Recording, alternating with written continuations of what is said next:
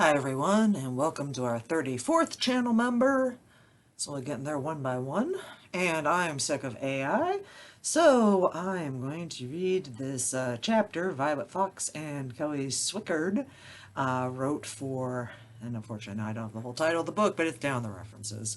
And this came up during their presentation on zines and authority control, and as someone who really likes zines and has a decent sized collection, it's interesting to think about this. It's also interesting to think about from the fact that I have one of those names that is routinely misgendered, and I should do a story time about it, but I keep debating whether or not I can phrase it so that it wouldn't offend someone, because I do have a very funny story time about the one time that happened that ended up involving HR having to talk to my insurance company. But just in general, my name gets misgendered, so I kind of like having those fields in authority records for those of us who are cisgender and perfectly fine about it, because it does sort out a lot of things, but I can also see some of the arguments that they're going to make about outing people, etc. Anyway, this is, let's see if I can math. 7 pages long, so it shouldn't be that long to read. I'm hoping like half an hour, but we'll see. So my zine life is my private life, reframing authority control from detective work to an ethics of care. Yeah, this is one of those like trauma-informed things I still don't understand. Sorry, I'm in therapy, but I still don't get the trauma-informed. Anyway, the essence of authority control is authoritatively correlating people with the works they create, but what happens when people don't want to be paired with their work? Contemporary artists and authors who create controversial or private artwork and literature have concerns around controlling their identity, which may change over time, and require thoughtful policies which give them as much autonomy as possible. The authors of this chapter have experienced cataloging resources that illuminate privacy challenges in name authority work, protest art, artist books, and zines. The Maryland Institute College of Art, Micah's Decker Library, is an example of a small art and design college library which provides many opportunities to reflect on ethical name authority issues. And as someone who has published only one zine and anonymously, I can totally understand that. But I'm also one of those people that's like, can we agree that all bets are off once you're dead? Once you're dead, we get to assign whatever we like, because I can see the need to keep things private, and I can also see the need to collate things together. And one of the things I think I mentioned at their presentation, either in chat or the Q&A, was one of the things I did when I was younger that you can find if you dig far enough back in the search results, was in a student publication that I never thought would be digitized, and then we started digitizing things. And at the time, I was very proud of that particular stance on things, and now I'm somewhat not as proud, let's put it that way. Yeah. Who you are in your 20s is not necessarily who you're going to be 10 or 15 years later. Anyway, Kelly Swickard is a librarian with master's degrees in library science as well as archaeology and art history. Her career began with working at the archive of a female artist, where she learned to respect even a deceased artist's wishes for privacy. Okay, so there we go, the dead. And as someone who has written about legal and ethical issues with archives, I can kind of see that, but then you're like, where's the cutoff come? 50 years maybe? Swickard now works as the resource description librarian at Decker Library, where she curates the zine and artist books collections. Violet Fox, who I miss talking to on the regular, is a NACO trained metadata librarian who has a long history in zine librarianship, particularly focusing on intricacies of zine cataloging. She is also one of the administrators for CritLib Twitter Chats, a community of library workers who are dedicated to bringing social justice principles into library work. Some of which I agree with, some of which I don't. I do miss having the CritLib conversations, though, Violet. I so totally miss those. Kind of wish I hadn't been forced to give up my First Amendment right to free speech in order to get tenure, but here we are, and eventually I will make that zine. Collection development. Collection practices of libraries and archives change over time as ideas for what is important to include in cultural institutions shift. At MICA, previous library administrations considered graffiti and street art to be vandalism, but cultural recognition has shifted enough the current administration is open to viewing street art as a form of protest art. Decker Library acquisitions have followed the changes in the college's focus from fine art to design, illustration, and practical art.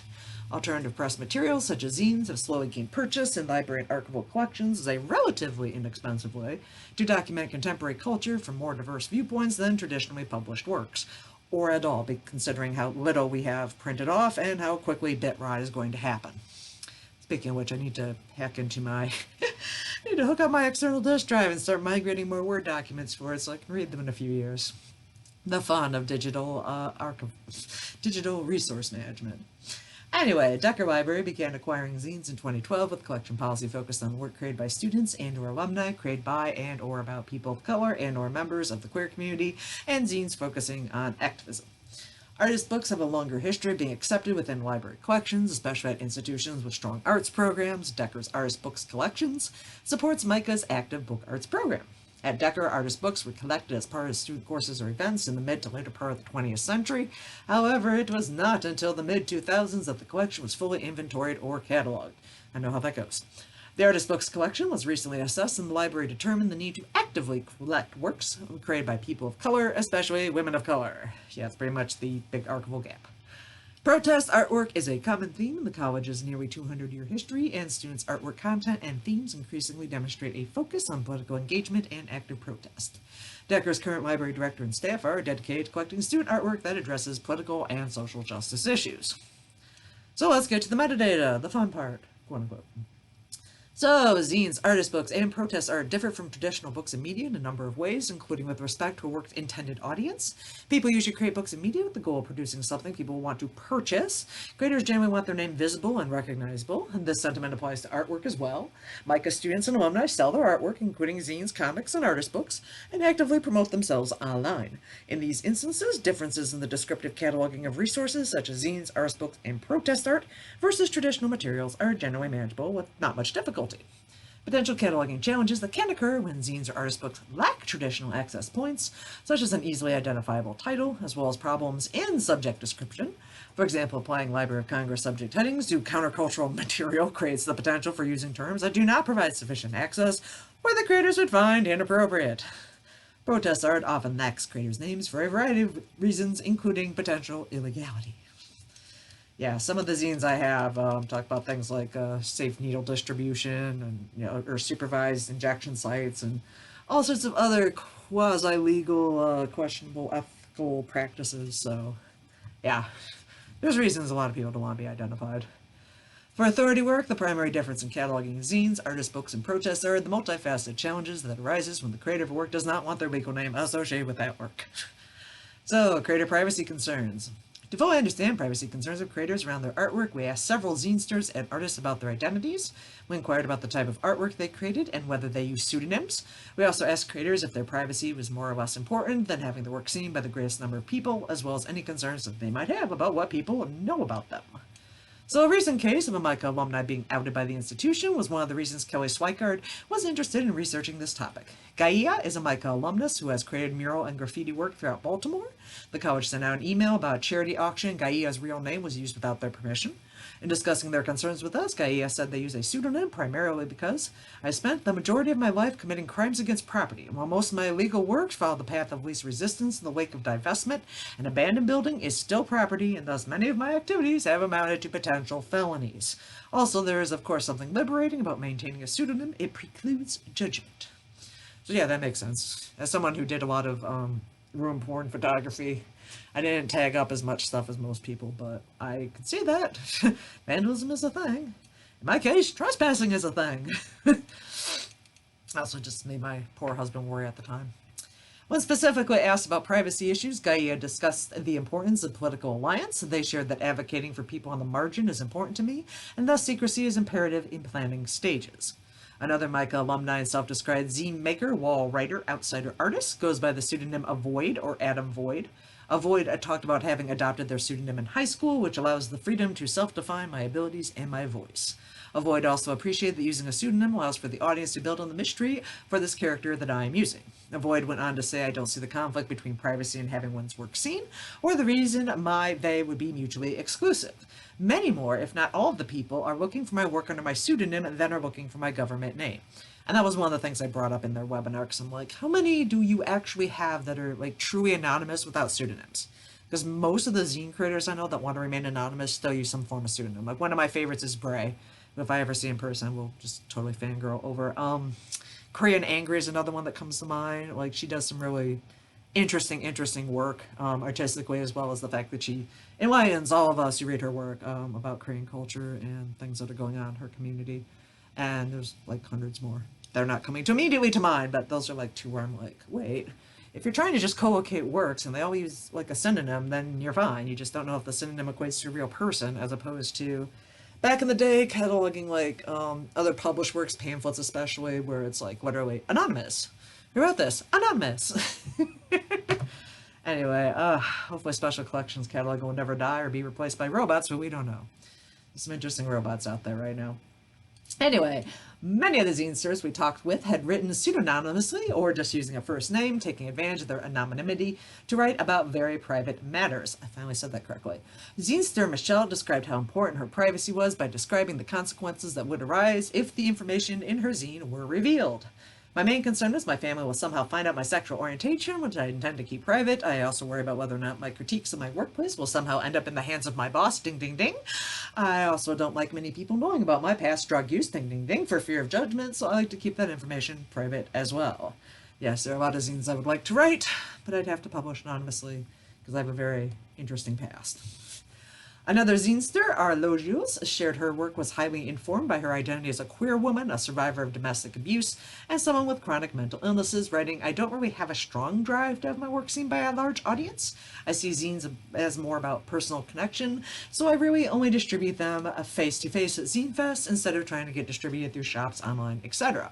She concluded by explaining that she used a pseudonym in large part because of concerns about safety. So, what are the current rules and interpretation as a publication?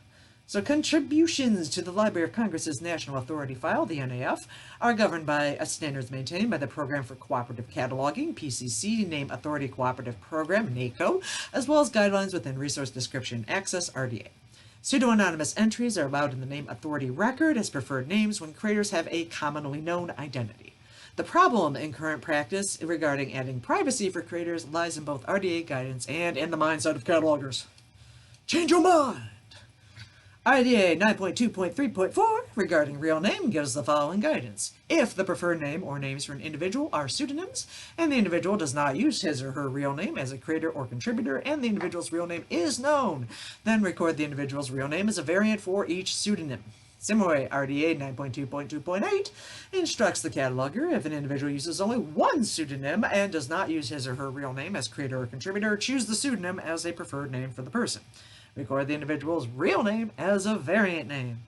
In addition, the FAQLC PCC practice for creating name authority records for persons who use pseudonyms explicitly states in A1.1 that when a person uses one pseudonym and never uses the real name, that the cataloger should use the pseudonym as the 100 heading personal name and add the unused name as a variant name in a 400 field. See reference in the name authority record. And the RDA and LCPCC verbiage of real name could be considered problematic in and of itself, as it apparently conflates legal name with a sense of realness or authenticity. But the main problem is the instruction, RDA and LCPCC guidelines, that if the real name is known by the cataloger should include that name as a variant name.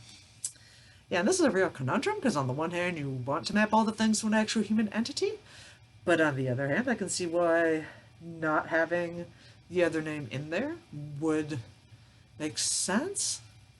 Yeah, this is a tough one. Like, and then we're back to the question of how long do you get to block this off after someone's deceased if they're, not wanting to be known by whatever pseudonym they have. Oh, and that was the other thing that popped in my head. That's the other reason why I paused. I'm like, I know this might be slightly modified now that we've moved on RDA and started just calling things like nomen and appellation. So you don't necessarily have to, consider a real name. It's just, a name. Realness, which one is the correct name. If it's not the government name, doesn't matter. And have fun discussions about that and transgender issues. Anyway, as seen in the responses from our interviewees, assigning a creator's name to works may jeopardize the creator. Many respondents stated they feel the need for privacy and separation of identities is key to their ability to continue their work, but there are no explicit instructions to name authority file contributors to reflect on the needs of the subject of the authority work. As with other aspects of cataloging, the emphasis is primarily on the needs of the information seeker, and little thought is given to the safety or security of the creator. Fair point, you send stuff out in the world, it's hard to keep it contained. Diligence, detective work. Beyond the stated guidelines that instruct catalogers, a challenge lies in the mindset that catalogers bring to their work. In the case of zines, artist books, and protest art, resources often lack stated information about creators, leaving the cataloger to either leave off information about the creators or, more likely, to turn to internet searches to find information. In a presentation given at ALA Midwinter 2018, Mississippi State University cataloger Ilda Cardenas described preliminary results from a survey of catalogers as indicating that catalogers often use social media instead of contacting authors or publishers directly. Cardenas described this relationship between cataloging and social media in the title of her presentation, Catalogers Cyberstalking Authors. Okay, that sounds a little ominous. There is often a great wealth of information about creators available to catalogers who are willing to spend time looking through social media accounts or long dormant websites. Me maybe the second. I don't have a lot of social media hookup anymore. In the author's experience, this can be a pleasurable part of our job duties, becoming detectives looking for clues about the creator. Is the Jasmine Smith who wrote the zine about gender norms the same as the Jasmine Smith who wrote their doctoral thesis on bioluminescence? There's a sense of satisfaction that comes with making definitive statements, either confirming or refuting connections to creators and works. And this is the part that makes my job really, really exciting, especially when I do original cataloging and get to trace all the little bitty people that end up becoming, major bands and things like that when I do album records. Anyway, I like finding people and matching them to the exact form of their name, especially for all those of you who have really common names. I don't know how you operate. Anyway, side story. One of my friends from high school that I wanted to invite to my wedding, I thought had actually moved away because I found someone who was same birth year, and all three names were the same. And yeah, she was like, nope, I know that person. We've talked before. And yeah, that is not me. She lives over there and I'm still living at home, which I'm kind of like, you're over 40, right? Please move out. I like it here. If only my parents were so nice. I grew up with the parents that were like, get your booty out of here and not come back and hang out. Anyway, the NACO program gives catalogers great latitude in deciding how much information should be added. The NACO FAQs for personal name authority records include questions such as, should catalogers add references beyond those called for by the rules and the LCRIs? If those references would enable automatic conflict detection and updating of known bibliographic records which use a variant heading for the same person? The answer to which is that cataloger's judgment in adding headings is appropriate as long as those variant headings are consistent with cataloging policies. Again, the FAQs fail to mention any consideration about creators' needs about confidentiality or safety. Catalogers are often loath to leave information unknown. So true. If we know it, we may as well jam it in there, right? Our entire raison d'etre is to provide as much information as possible to those who are looking for resources. We delight in tracking down information. Yes, we're weird little things. But this detective work has the potential to do harm when we are dealing with resources outside traditional publishing of books and media. Catalogers need to understand the very real danger posed by sharing inappropriate relationships about, for example, street artists who are protesting police violence or city inaction against economic hardships, or transgender artists that do not want previous art created under a dead name connected to their current art. Fair enough. So, what are some technological and administrative solutions? There are a few administrative improvements that could be made to the name authority file contribution process that would ameliorate some of the challenges involved in respectfully addressing privacy concerns. First and foremost, the creation and maintenance of the name authority file needs to become more transparent to the people whose names are part of the file. Information about the NACO program is available at ELSI's website, but the site is exclusively designed to be a resource for people contributing to NACO, not to non-NACO catalogers, non-cataloging library workers, or the public. Yeah, it's not real transparent to the non-NACO cataloging librarians. Your catalogers, I can sympathize.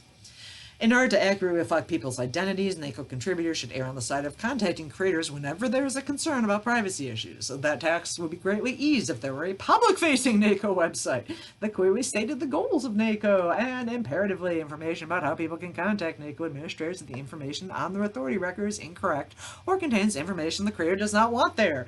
To empower people to understand how and why information about them is being created and shared and provide access to requesting prompt changes to that information is the best practice that cataloging librarians need to provide to the public to reflect our ideals. The fact that once information has been shared on the internet, it is in many instances impossible to remove is an important consideration discussed in the next section. Okay, yeah, that makes sense. And I have seen requests for information removal on authority records before. Birth dates are usually the one that comes to mind, where I see in the notes telephoned author and they requested to have their birth date removed from the record. I haven't seen too many other requests. It's usually dates and things like that, but yeah, you can make requests, but there is no easy public facing 21st century option where you can just fill out a form and be like, this is my record and I don't want you to say all these things about me, thank you. And I'm not sure how far it devolves into personally identifiable information or PII, because I have seen some where they have like addresses and things. So that's a whole other consideration right there. Like, well, it's publicly available information, but is it really? I don't know. It's the correlation of databases. Life is interesting. Anyway, along with the ability for people to have the ability to request changes to their own information, the concept of data provenance should be incorporated into the name authority file structure. A clear history of when and how changes to authority records are made should be readily available to NACO contributors and ideally the public as well. And I wrote about this a little bit in my research paper on using blockchain, and one of the reasons why I really liked the blockchain idea was anybody could come on and contribute to it, and everybody could review it if you wanted. So it's an interesting idea still. I still think it should be considered, even though I don't have the resources to build it. Alright, so the lineage of the information provided should be able to be ranked by the level of confidence in the data provided. So again, my paper on blockchain, which talked about Byzantine consensus algorithms, good stuff. That would work for that. Data provided by the subject of the authority record should be considered the most reliable data possible, and decisions regarding conflicting information should be decided by giving that data highest priority. For example, the legal name of one of our interviewees, Gaia, was outed by a publicly accessible email to MICA alumni, but Gaia's wishes should be reflected in their authority record by not recording their legal name as a variant name. Like I said, I'm pretty sure you can put a note in there that says, like, you know, creator formally requested to not have their government name in here. Oh, geez. I had a thought for the line above that, and it wandered off for a second. Most reliable data possible. That's another fun thing to discuss, because we have a name authority file, but there's also international name authority files, and so we're back to the whole separated data slope, I guess, where it's like, well, it might be right in this one, but is it right in this one? And how do you keep everything synced? Ugh, that'll be the 21st century challenge. Synchronization. Another archival concept, the idea of information embargoes, could also be incorporated with the name authority file to provide flexibility in sharing information about people. Those with authority records could request information about them be made available at a certain point in the future. There also seems to be a need to reflect information in an authority record that is never available to the public. For example, Violet Fox was contacted by an author who transitioned genders, did not want information about their dead name in an authority record, and did not want any reflection of their transgender status in an authority record. A note was added to reflect the author requested no further information be added to the authority record, but unfortunately there is no way to ensure NACO contributors will understand and respect this essential request. Yeah. And I wonder how, like, specific that note got, because it's like, please do not edit this record, and unless it's, you know, like, please do not add any additional names to this record. I don't know, it's one of those where it's like, you know, would people respect that? I guess you have to NACO train people to be on the same page. Anyway, so the concept of the MARC field 667 non-public general note is a nod to this idea, but the MARC format does not have a way to secure sensitive information. Yeah, it's basically set up by your system. Future iterations in the name authority file based on linked data formats may provide alternatives around the sharing for private information between institutions, and the idea of storing sensitive information in the name authority file is not without potential downsides, so these ideas would need to be considered in light of data security issues. Yeah, this thing can quickly get a hairy canary right here. This part of me is like thinking from the archival side where you actually have like sealed records, and if you had... Well, I guess you could do public key, private key to lock various authority records within a blockchain system, but it would also be kind of weird because you'd have to have like some sort of timeout that would trigger release of the private key. I don't know, it's an interesting thing to think about because like I can see why I wanted to keep those locked. And the other use case that keeps popping in my head is very little know about this, and I haven't talked to Nixon Nar in forever, and she's probably off Twitter by now, who knows. Still writing her long blog posts, I'm sure. But like government records and how long we have to keep various things redacted for various government files and how exactly they digitally secure that. Lots of fun things to think about. It's a joy of like my job. I have so little fun stuff to think about, so I just think big, work small. Introducing an ethics of care framework to authority work. We know the technological solutions will not solve societal problems, and in essence, the challenge discussed above can only be solved by reframing the way catalogers think about information and possibly stop data seconds. The real shift that needs to happen is training NAF contributors to reframe their approach to information, shifting their perspective from considering only the information seeker to considering both the information seeker as well as the subject of the information at hand. NACO contributors need to reflect on potential problems before adding information to an authority record, or indeed before creating the record in the first place. Once information is shared, especially in a linked data environment, there's little hope of recovering it from the internet. It is a bell that cannot be unrung. But you can swap it back into the bottom of the search results. Anyway. The authors would like to introduce the concept of radical empathy to the practice of cataloging creation of authority records, as first outlined in Respect Information work by Michelle Caswell and Marika Cyphers, a 2016 article From Human Rights to Feminist Ethics, Radical Empathy in Archives. The framework of an ethics of care was first introduced by Carol Gilligan, an American psychologist, in her 1982 book, In a Different Voice, Psychological Theory in Women's Development.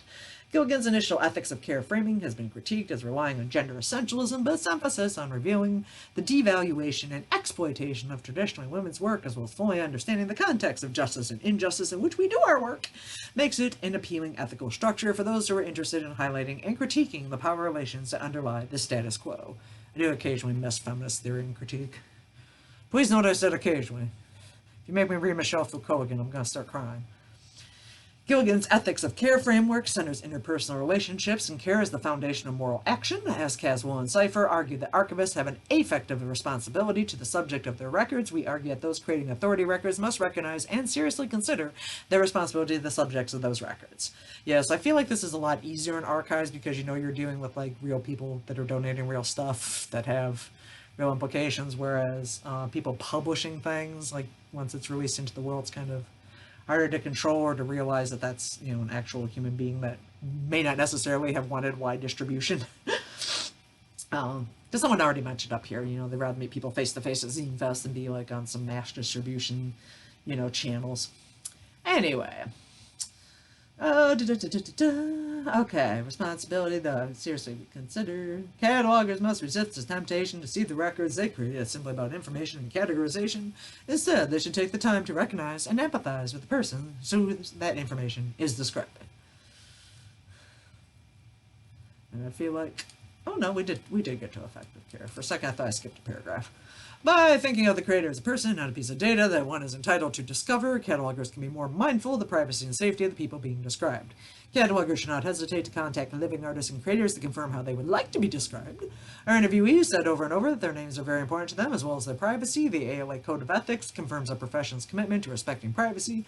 We protect every laborer's user's right to privacy and confidentiality with respect to information sought, received, and receipts consulted, borrowed, acquired, or transmitted. This principle has most frequently been interpreted as a front-of-the-house issue, meaning that circulation records should not be revealed, but there needs to be full cooperation and understanding of this cooperation throughout library and archive staff, including catalogers. Those who are creating and editing personal name authority records need to take privacy rights of our subjects seriously in both our guidelines and our practice. I love that she used a phrase that I keep using, and it's good to see someone else take it up, front of the house versus rear of the house. It's a restaurant term for those of you who have never heard it. So yeah, public services, the front of the house, everything that's front facing, and then technical services are back of the house, those of us who are cooking and making the dishes, doing the food prep, making sure everything runs.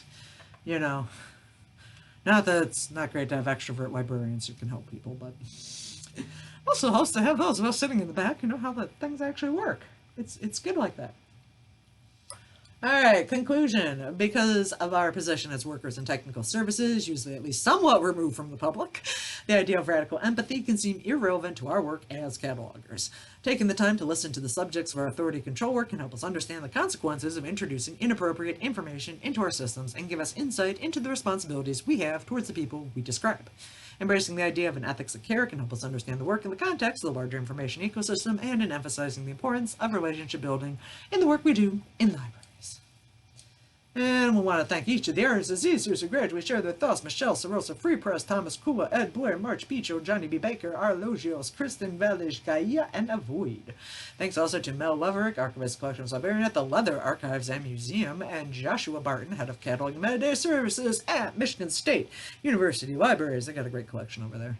And yeah, if our art school or art and design school doesn't end up with a substantial collection before I die, I'm probably going to gift mine over there. Because I weed a lot and send it to the art and design school. Anyway, so yeah, what do you think? How exactly can we respect people's right to pseudonymous privacy while still helping things be co-located? And we actually got this in under exactly half an hour, so hopefully this was interesting to either zinesters or catalogers or both. I just know I need an AI break. Might go build something tomorrow. We'll see how the day goes. And again, thank you for joining the channel. Hopefully this wasn't too boring for our new members who may have been picked up by shorts.